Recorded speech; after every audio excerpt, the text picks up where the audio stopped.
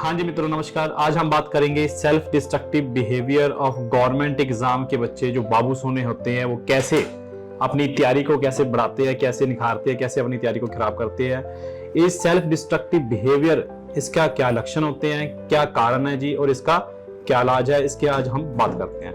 तो सबसे पहले बात करते हैं हम लक्षण। तो बेसिकली सबसे पहले लक्षण है कि पढ़ाई नहीं करना, क्लास में एब्सेंट रहना, मॉक टेस्ट नहीं देने, या फिर किसी भी टेलीग्राम ग्रुप में, रेडिट में, कोरा में अपने विचार ढूंढने, नेगेटिविटी में फंसे रहना, ये सबसे सेल्फ डिस्ट्रक्टिव बिहेवियर का कारण है। ये लक्षण है जी। इसी के साथ हम बात करते हैं इलाज कि इलाज क्या है जी, और इसके कारण क्या है, लक्षण क्या है। ये सारी बातें इस वीडियो में देखेंगे, तो वीडियो को हमेशा अंत तक जरूर देखना। दूसरी बात हम बात करते हैं जी कारण। तो इसके दो कारण मुख्य है जी। किसी के साथ कहासुनी हो जाए या फिर किसी को देखकर मूड ऑफ हो जाए। तो बेसिकली ये दो बेसिक लक्षण होते हैं, कारण होते हैं सेल्फ डिस्ट्रक्टिव बिहेवियर के, जो हमारी तैयारी में बाधा डालते हैं। सबसे पहला कारण हमने देखा है जी, किसी से कहासुनी हो जाए हमारे, या फिर किसी को देखकर मूड ऑफ हो जाए। किसी को देखकर मूड ऑफ कैसे जी, कोई हमारे साथ का था, वो यूके चला गया, कनाडा चला गया, यूएसए चला गया, वहां जाकर सेटल हो गया, अभी तक हम फाइनेंशियल इंडिपेंडेंट नहीं हुए हैं, अभी तक हम पेरेंट्स के ऊपर डिपेंड है। ये सारी छोटी छोटी नोकझोंक की बातें हमारे सेल्फ डिस्ट्रक्टिव बिहेवियर में लेके आएगी, और यही जो चीज है हमारी तैयारी में रुकावट डालेगी। तो जैसे ही आप देख रहे हो कि ये जो अंदर का ज्वालामुखी है, ये ज्वालामुखी जो बनता देख रहे हो आप, ज्वालामुखी जो निकल रहा है, फट रहा है, बट इसका जो लावा, जो ज्वालामुखी का लावा है, ये जो ज्वालामुखी का लावा निकल कैसे रहा है, आइए इसको समझते हैं। सबसे पहले बात है कि हमारे डिसऑर्गेनाइज्ड लाइफ। तो मतलब डिसऑर्गेनाइज्ड कैसे है जी, हमारे लाइफ गोल्स, हमारे कंटेंट, हमारा प्लान, जो हमारा प्लान है, प्लान प्रॉपर इंप्लीमेंटेशन ना होना, या हमारे पास प्रॉपर प्लान ही ना होने, ये डिसऑर्गेनाइज्ड लाइफ का लक्षण है, जो हमारे सेल्फ डिस्ट्रक्टिव बिहेवियर में फुली कंट्रीब्यूशन कर। जैसे कि मैंने आपको बताया, ऐसी चीज कि सेल्फ डिस्ट्रक्टिव बिहेवियर हमारे लाइफ गोल है, हमारी प्रिपरेशन है, ये सारी बातें डिसऑर्गेनाइज्ड लाइफ में आएगी। हमारी जब लाइफ डिसऑर्गेनाइज होती है, तो डिसऑर्गेनाइज लाइफ से हम तैयारी अपनी अच्छे तरीके से नहीं कर सकते। एक छोटी सी एग्जांपल से मैं आपको समझाना चाहता हूं कि जैसे हमारा एक रूम है, एक रूम पे सिर्फ जब आप अपने स्टडी टेबल पर पढ़ रहे हो, तो सिर्फ और सिर्फ आपके हैंड में एक नोटबुक होनी चाहिए, जो आपने वो सब्जेक्ट पढ़ना है। उसके अलावा एक नोटबुक जो प्लेन होती है वो होनी चाहिए। तो ये नोटबुक और सिर्फ एक नोटबुक होनी चाहिए आपके डेस्क पर। किताबों से भर के पेज नहीं रखना यहाँ पर। क्यों? क्योंकि अगर आप अपनी बुक्स को, किताबों का टेबल के ऊपर ढेर लगाओगे, तो वो एक स्ट्रेस क्रिएट करेगी। जब आपके माइंड के ऊपर स्ट्रेस होगा, तो आप एस्केप ढूंढोगे या फिर आउटबर्स्ट हो जाएंगे। तो एस्केप ढूंढते ढूंढते आप पहुंच जाओगे यूट्यूब पर, नेटफ्लिक्स पर, गेम्स पर, कि चलो थोड़ा सा माइंड फ्रेश कर लेते हैं, ऐसे वगैरह वगैरह छोटी छोटी बातें। जैसे ही आपने यूट्यूब चलाया, नेटफ्लिक्स चलाया, गेम चलाई, तो आपका जो टाइम था वो सभी टाइम आपका स्पॉइल हो जाएगा। आउटबर्स्ट कैसे हो जाओगे? आप अपने पेरेंट्स के ऊपर चिल्लाने लग जाओगे, अपने दोस्तों के ऊपर, या फिर किसी रैंडम ट्रोल हो जाओगे, ऐसी चीजें बातों में फंस जाओगे। तो ये डिसऑर्गेनाइज का जो गेम है, लावा है, ये डिसऑर्गेनाइज में आपके फुली कंट्रीब्यूशन कर रहा है। किसमें जी? आपके सेल्फ डिस्ट्रक्टिव बिहेवियर के। तो सेल्फ डिस्ट्रक्टिव बिहेवियर को जो ये गवर्नमेंट एग्जाम के बाबू सोने हैं, चाहे वो पंजाब स्टेट के किसी भी एग्जाम के है, चाहे एसएससी के है और एनी अदर एग्जाम के है, तो इसमें इनका चीजों का फुली कंट्रीब्यूशन है। ये पहली चीज। आपका प्लान फुली बाउंड होना चाहिए। जब भी आप अपनी तैयारी कर रहे हो, प्रिपरेशन कर रहे हो, तो आपका प्लान फुली टाइम बाउंड होना चाहिए कि ये सब्जेक्ट्स है, मैंने इस डेट को स्टार्ट करना है, इस डेट को खत्म करना है, ये रिवीजन है मेरे, ये मॉक टेस्ट है। वो सभी चीजें आपको उस प्लान बाउंड में करना चाहिए। जैसे एक और बात करें हम, कि जैसे कि मैं हमेशा ही क्लास में भी बताता हूँ कि जितने भी अपनी थाली में जो हैगी है, सब्जी, दाल, रोटी, चावल, ये हमारे क्या है जी? कोर सब्जेक्ट है। ये सब्जी, दाल, रोटी, चावल, ये कि हमारे कोर सब्जेक्ट है। जैसे हिस्ट्री, ज्योग्राफी, पॉलिटी, इकोनॉमिक्स है, हमारे मैथ, रीजनिंग है, ये सारे सब्जेक्ट हमारे कोर है। तो अपनी थाली में सिर्फ उतना ही रखे जाके जितना आप खा सकते हैं। मतलब क्या हो गया? जैसे कि सबसे पहले आपको आपके कोर सब्जेक्ट कंप्लीट करने चाहिए, जो आपको मैंने बोला है, history, geography, polity, economics, math, reasoning, ये आपके कोर सब्जेक्ट है। जब तक आपके कोर सब्जेक्ट्स खत्म नहीं होंगे, आप जैसे कि जैसे इटालियन फूड होता है, पास्ता फूड होता है, इटालियन फूड की तरफ कब जाओगे? ये जो मंथली करंट अफेयर के नाम पर जो दुकान चल रही है काफी, इनको सब चीजों को तभी अवॉइड कर सकोगे जैसे जब भी आपके कोर सब्जेक्ट कंप्लीट हो। जो कोर सब्जेक्ट्स आपके कंप्लीट है, तभी इन चीजों की तरफ जाइए। जो कोर सब्जेक्ट्स आपके नहीं कंप्लीट, टाइम बाउंड नहीं है गया, तो इन चीजों की तरफ नहीं जाइए। मैं भी यहाँ पर हूँ और आप भी यहाँ पर, रिजल्ट आपके सामने होंगे। ठीक है जी। तो ये चीजें थी जी, हमने बात करी क्या लक्षण है जी, क्या कारण है। अब हम बात करेंगे इनका इलाज। तो बेसिकली इलाज की अगर बात चले, तो कोई भी बात है हमें मन पे नहीं लेनी चाहिए। कैसे? या फिर कहीं भी वकील नहीं बनना चाहिए। जैसे हमारे पेरेंट्स हैं, कई बार कहाँ सुनी हुई थी पेरेंट्स के कि तुम्हें पता है कि हम कितनी मेहनत से तुम्हें पाल रहे हैं, कि पैसा कमा रहे हैं, you should be grateful for that. तो ऐसी बातें होनी चाहिए। तो कभी कभी हमें ये बातें सुन लेनी चाहिए। क्यों? क्योंकि पेरेंट्स है, अभी सभी बड़े होते हैं, हम भी बड़े हैं, तो हमारे पेरेंट्स भी हमें कभी कभी डांट देते हैं, तो हम बात सुन लेते हैं। क्योंकि पेरेंट्स को हमेशा इस तरह से आप समझाइए कि मैं भी कोशिश कर रहा हूं और मैं कोशिश करूंगा तो, और मैं भी क्या बन जाऊंगा जी, अफसर बन जाऊंगा। तो कभी भी किसी भी बात को दिल पे नहीं लेनी चाहिए, या फिर वकील की तरह उस पर बहस नहीं करनी चाहिए। कि अगर आपके पेरेंट्स आपके रूम में आए तो आपके बोले ये देखो कितने दिनों से रूम साफ नहीं हुआ, आपने, आप बोलोगे 15 दिन पहले ही तो मैंने साफ किया था, तो पेरेंट्स रहेंगे।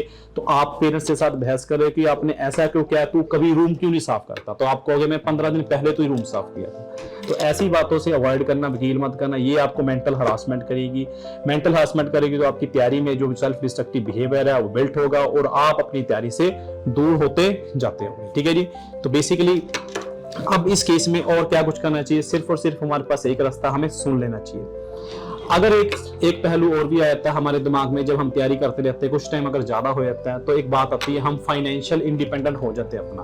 तो फाइनेंशियल इंडिपेंडेंट के नाम पर कुछ ऐसे होता है आपके दिमाग में कि घर बैठा पैसे कमाओ, ऑनलाइन गेम ही है, मैं ऐसे करूंगा जी, कंटेंट क्रिएटर बन जाता हूँ जी, मैं ब्लॉगर बन जाता हूँ, मैं इन्फ्लुएंसर बन जाता हूँ। तो सबसे पहले नक्की करके रखो कि साइड में आपने अपना कैरियर क्या है। तो ये सारे कैरियर है जी, इन्फ्लुएंसर है, ब्लॉगर, ये अलग से एक कैरियर है, ये अलग से कैरियर है। सबसे पहले आप अपना कैरियर चुने कि आपने कैरियर क्या चुनना है। कि बीच में ही आप तैयारी करी जा रही हो जी, बीच में कंटेंट क्रिएटर सोच रही हो, बीच में डाटा एंट्री ऑपरेटर है, क्रिप्टो करेंसी के नाम पे कुछ ऐसे करी जा रहा हूँ। तो इन सब चीजों से प्रिकॉशन है, मेरी एडवाइस है कि सबसे पहले आप एक नक्की करके रखे जी कि आपको करना क्या है। तो फाइनेंशियल इंडिपेंडेंट के नाम पर ये सभी चीजें करोगे तो आपके सेल्फ डिस्ट्रक्टिव बिहेवियर में ये कॉन्ट्रीब्यूशन बिल्कुल करेगी और आपकी तैयारी के ऊपर बहुत ज्यादा रुकावट डालेगी। मेन गेम तो ये सब चीजें जी अलग से डिसाइड करके रखना आपको, जो जो ये मैंने आपकी बोली है। तो और जैसी आपकी लड़ाई है, लड़ाई मतलब आपका जो एग्जाम की प्रिपरेशन है, अप्रोक्सीमेटली 1 ईयर लग जाता है। अप्रोक्सीमेटली 1 ईयर की लड़ाई है, तो 1 डे एग्जाम है आपका। तो 1 डे एग्जाम में तो आप 365 दिन होते हैं एक साल में, तो 365 दिन यानी कि 3 आप तैयारी करते हो, सिर्फ एक दिन आपका एग्जाम होता है, यानी कि आपके पास रेस्ट ऑफ द डेज कितने होंगे जी, 364।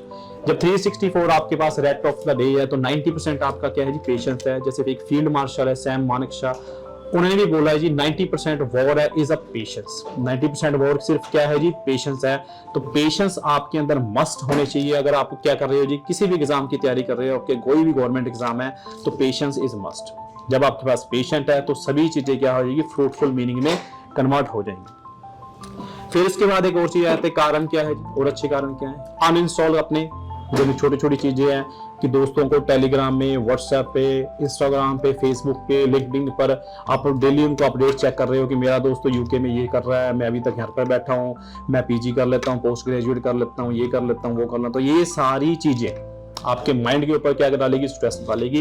तो इन सारी चीजों से क्या करो जी, अनफॉलो कर दो, म्यूट कर दो, अनइंस्टॉल कर दो। इन सभी चीजों, जितने भी आपके सोशल मीडिया ग्रुप्स है, इन सब चीजों को आप ऐसे अवॉइड कर सकते हो और अपनी सिचुएशन है जो सेल्फ डिस्ट्रक्टिव बिहेवियर की, उसको भी आप अवॉइड कर सकते हो।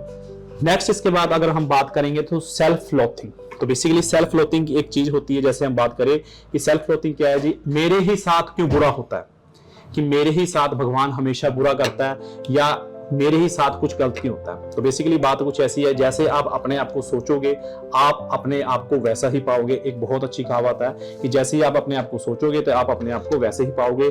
तो ये जो स्टोरी आप अपने माइंड में क्रिएट करोगे वही स्टोरी आपकी लाइफ में क्रिएट होने लग जाएगी। ये सेल्फ लोथिंग बिहेवियर होता है। तो इस सेल्फ लोथिंग बिहेवियर को हमेशा आपने क्या करना है, अवॉइड करना है। आपने जितने भी आपके सराउंडिंग्स है, एटमॉस्फेयर है, अपने से ज्यादा मेहनती जो बच्चे है, लोग है, स्टूडेंट्स है, विद्यार्थी है, उनके साथ आप दोस्ती रखो जितने भी आपसे ज्यादा मेहनती है।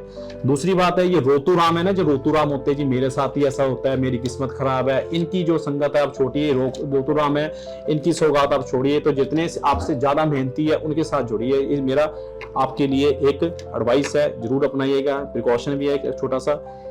फिर सेकंड इसकी में चीज आती है, ढिंडोरा मत पीटिए। अगर आप किसी भी एग्जाम की तैयारी कर रहे हो, चाहे वो कोई सा भी पंजाब का एग्जाम है, एसएससी का कोई सा एग्जाम है, और बड़े से बड़ा कोई सा भी एग्जाम है, तो उस बात पर ढिंडोरा मत पीटिए जी, मैं तो जी इसकी एसएससी की तैयारी कर रहा हूँ जी, मैं तो पंजाब स्टेट एग्जाम की तैयारी कर रहा हूँ, या एक्सेट्रा किसी भी एग्जाम की तैयारी कर रहा हूँ। तो उसके बाद में ढिंडोरा मत पीजिए किसी भी।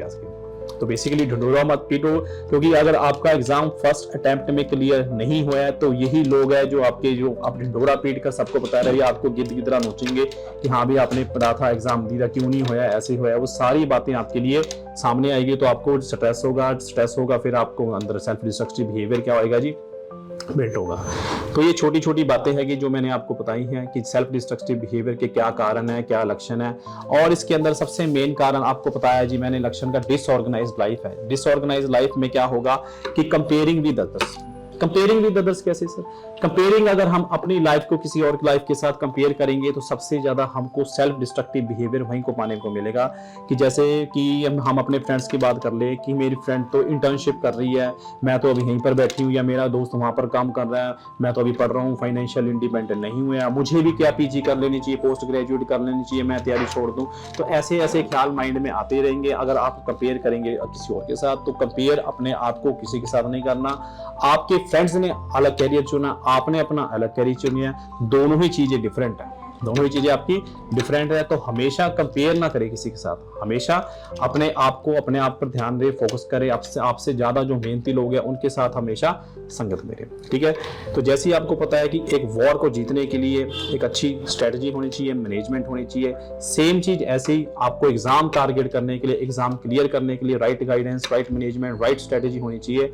तो हमेशा की पता चला, आपको पता है कि अरोड़ा क्लासेस आपके लिए हाजिर होता है जी। तो अरोड़ा क्लासेस आपके लिए एक नए बैचेस लॉन्च कर रहा है जी, उसकी विज्ञापन है छोटी सी, आपको मैं बता दूं कि एक नया बैच हमारा जी 3 नवंबर को स्टार्ट हो रहा है। एक एसएससी का बैच स्टार्ट हो रहा है, जीडी का, ऑनलाइन और ऑफलाइन दोनों ही मोड में स्टार्ट हो रहा है, जिसका प्राइस है जी ऑफलाइन का जी 15,000 है, और ऑनलाइन प्राइस भी आपको मिल जाएगा। अगर आप कूपन कोड यूज करोगे AC839 तो आपको मिलेगा जी मैक्सिमम डिस्काउंट इसके ऊपर। सेम हमारा पंजाब स्टेट एग्जाम है जी, पंजाब पुलिस कांस्टेबल का 3 नवंबर को बैच स्टार्ट हो रहा है फाउंडेशन का, और नवंबर 10 को हमारा स्टार्ट हो रहा है जी पंजाब पुलिस कांस्टेबल का स्पेशल गारंटेड बैच स्टार्ट हो रहा है। तो अगर आप इन सारे बैचेस में एनरोल हो जाते हो तो आपकी जो सिलेक्शन है, right guidance, right management, experience staff के साथ आप सभी क्या कर सकते हो जी, अपने एग्जाम को ब्रश कर सकते हो, तैयारी कर सकते हो, प्रॉपर राइट गाइडेंस, मैनेजमेंट सब कुछ होगा, और आप अपने गोल को अचीव कर सकते हो और अपने सेल्फ डिस्ट्रक्टिव बिहेवियर को से क्या है बच सकते हो। तो मिलते हैं जी नेक्स्ट वीडियो। Thank you.